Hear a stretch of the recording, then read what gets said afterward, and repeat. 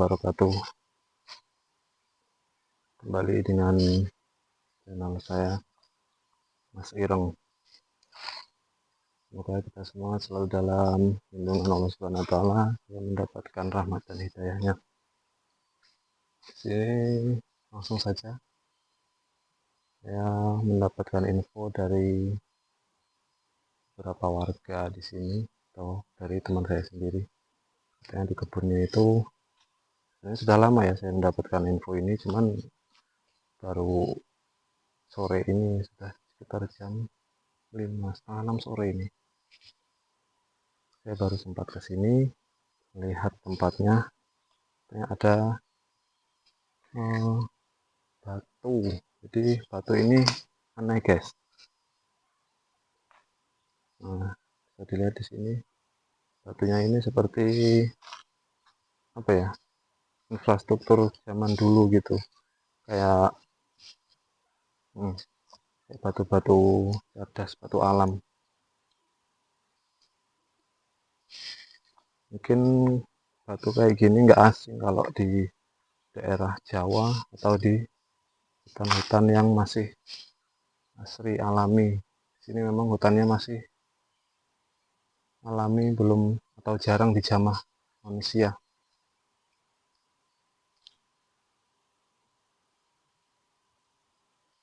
Ya, seperti inilah batunya, tempatnya. Dan ini kata beberapa warga yang pernah kesini atau yang punya tempat ini bisa sampai 1 hektaran teman-teman. Jadi ini yang ibaratnya dia muncul ke permukaan cuman beberapa aja ya. Kalau yang lainnya masih tertimbun tuh, ya kayak gini masih tertimbun di bawah tanah teman-teman. Jadi mungkin di bawah sana itu masih banyak, nggak kelihatan, masih banyak yang tertimbun. Jadi gitu teman-teman. Jadi tempat ini sebenarnya sudah lama saya mendapatkan info, cuman baru sekarang saya sempat lihat sendiri ke sini. Jadi tempat seperti ini teman-teman, kita harus bisa menyikapi dengan bijak. Terkadang masyarakat atau orang-orang itu menganggap tempat-tempat seperti ini tempat-tempat yang keramat, tempat-tempat untuk hal-hal yang tidak bagus. Contohnya untuk pemujaan, untuk mencari nomor togel, biasanya orang itu ada seperti ini. Sebenarnya nggak cuma di sini teman-teman. Jadi nggak jauh dari sini, mungkin sekitar perjalanan 30 atau sekitar 15 menit itu ada juga. Tempatnya mirip seperti ini. Di situ dulunya katanya sering dijadikan orang untuk mencari nomor togel, untuk sesembahan, untuk pemujaan. Jadi kalau menurut saya pribadi, tempat-tempat seperti ini janganlah dijadikan tempat-tempat yang seperti itu. Kecuali kalau seorang spiritual untuk menyepi, mungkin untuk bermeditasi, itu bisa dikatakan hal yang biasa. Karena apa? Seorang spiritual biasanya mencari tempat-tempat seperti ini, yang sepi-sepi, karena dia untuk menyeimbangkan atau mensinkronkan batinan dia dengan alam, bukan untuk hal-hal yang di luar dari kewajaran. Tempat-tempat seperti ini mungkin kita nggak tahu ya, dulunya mungkin bekas bangunan atau jembatan. Ini kan bentuknya seperti jembatan ini. Tapi kalau dalam penglihatan saya sendiri, tempat ini seperti nggak ada keramat-keramatnya gitu. Karena kalau batu-batu seperti ini, mungkin kalau di daerah Sumatera, orang akan sedikit heran ya melihatnya. Cuman kalau kita di daerah Jawa atau di daerah yang hutan-hutannya masih sangat alami, asri, belum terjamah manusia, mungkin batu seperti ini sudah hal yang biasa ditemukan. Contohnya saya dulu pernah ke Alas Purwo. Di Alas Purwo itu batu-batunya seperti ini semua, teman-teman.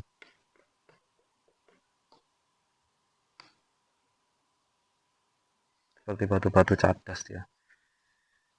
Dia batu cuman seperti tanah. Batunya nggak keras. Bahkan di pakai kuku aja nih udah bisa. Jadi gitulah teman-teman. Jangan sampai tempat-tempat seperti ini disalahgunakan. Semua tempat itu sejatinya memang semua ada penunggunya. Cuman tinggal bagaimana kita menyikapi itu semua. Kalau tempat kita anggap keramat, kita anggap angker, walaupun tempatnya itu sebenarnya nggak angker, kalau diyakini angker oleh masyarakat, lama-kelamaan bisa seperti itu. Karena jin dan setan itu terkadang mendengar apa yang kita ucapkan, kita sudah meyakini, dan terjadilah seperti itu. Karena Tuhan pun berdasarkan prasangka hambanya. Jadi kalau kita berucap, berpikir yang baik-baik, mudah-mudahan semuanya akan baik. Tapi kalau kita selalu husnuzon, selalu berasangka buruk, selalu takut dengan pikiran kita, dengan hal-hal seperti ini, ya bisa jadi seperti itu.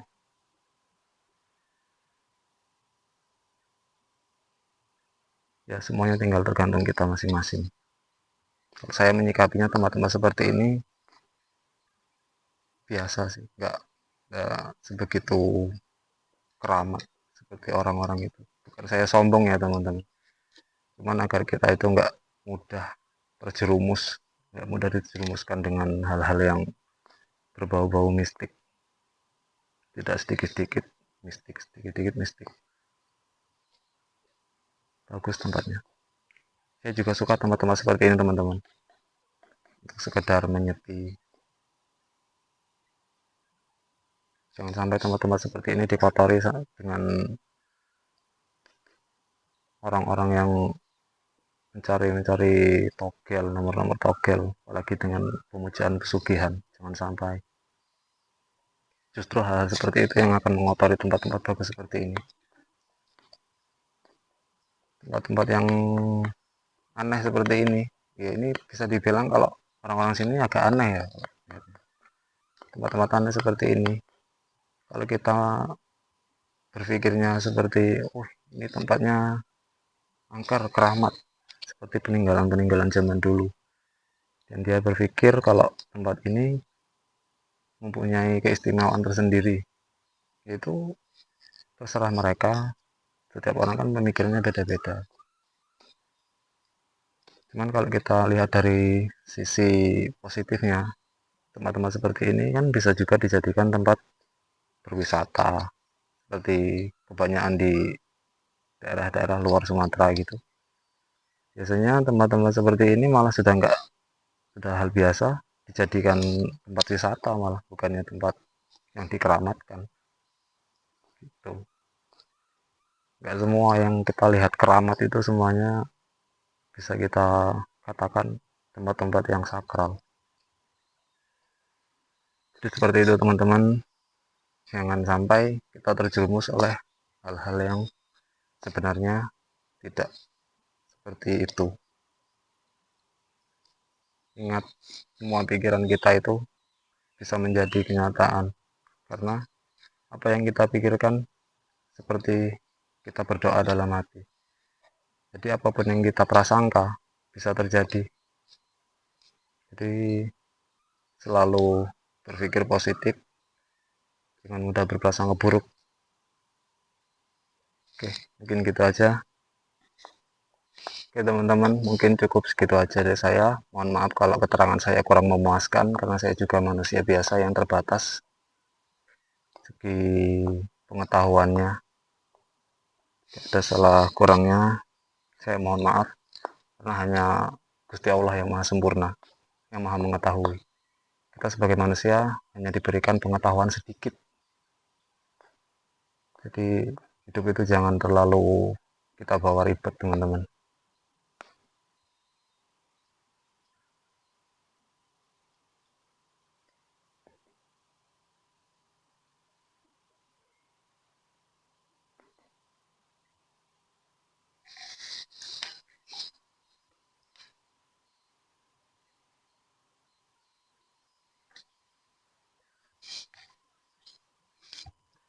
Maaf teman-teman, ini hari sudah mau maghrib, sudah agak gelap. Bentar, saya di sini tadi kok seperti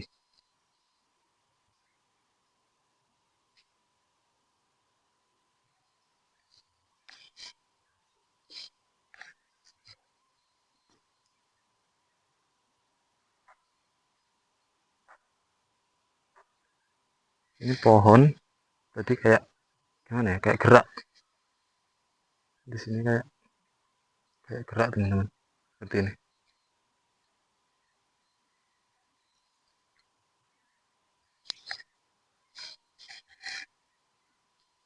Saya coba berkomunikasi dulu teman-teman sama baik yang ada di sini.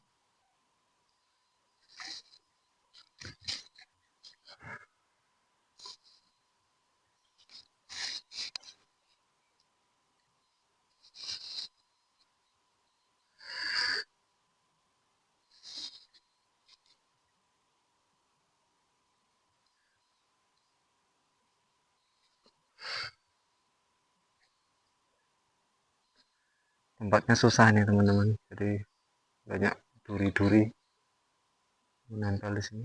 Kalau nggak hati-hati ini tangan bisa kena.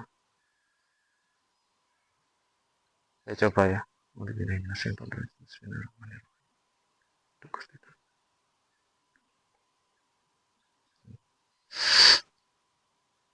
Assalamualaikum, waalaikumsalam.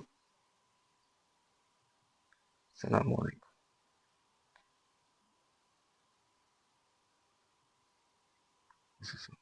Jika Bapak desa Soebul wilayah kuliah desa.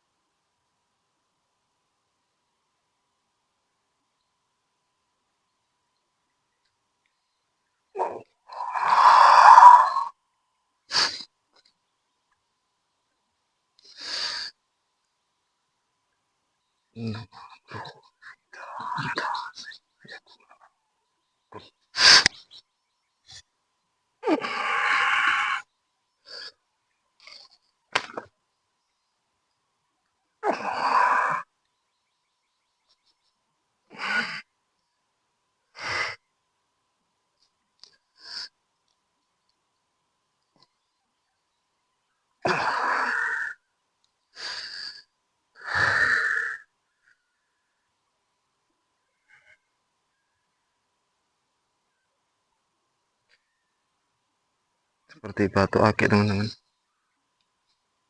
Katanya apa? Hah? Punyamu ini? Oh, ya ambil aja. Aku juga nggak butuh kayak ginian. Oh, ambil kalau bisa.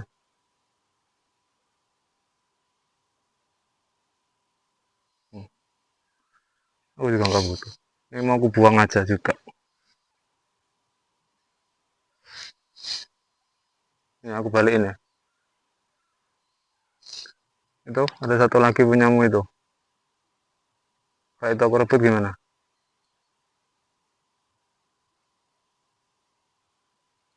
Nah, oke. Okay.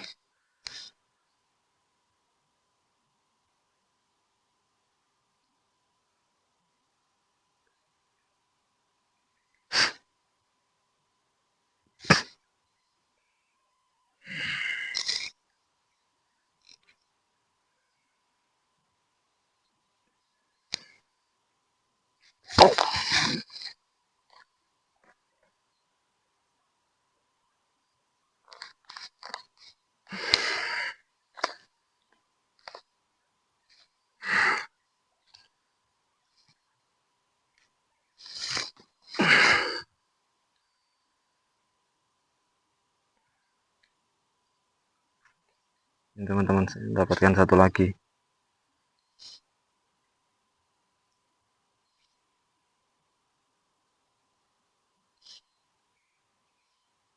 Ini punyamu juga?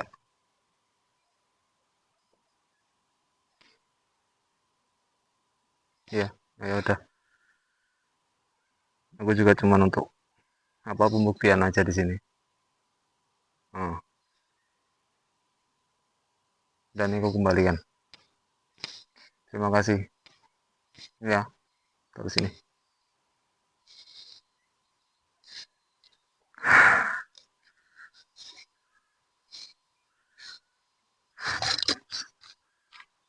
Oke teman-teman, jadi itu aja. Jadi ada sempat salah satu penunggu di sini yang memberikan batu. Oke teman-teman, cukup segini aja karena ini waktunya udah azan maghrib. Saya mau pulang. Ambil semua sisi positifnya. Ada jika ada kebaikan di dalam video saya. Tapi kalau tidak yang kurang bagus, silahkan dibuang aja, nggak usah diambil. Oke, assalamualaikum warahmatullahi wabarakatuh. Oke teman-teman, saya mau perjalanan pulang karena perjalanannya cukup jauh teman-teman, hampir 1 jam.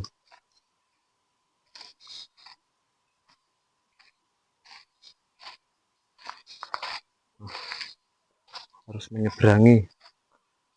Aduh, repot.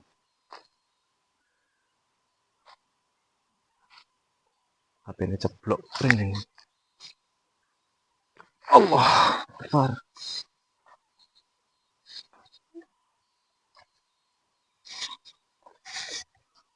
Ya, ya, teman-teman, cukup sekian.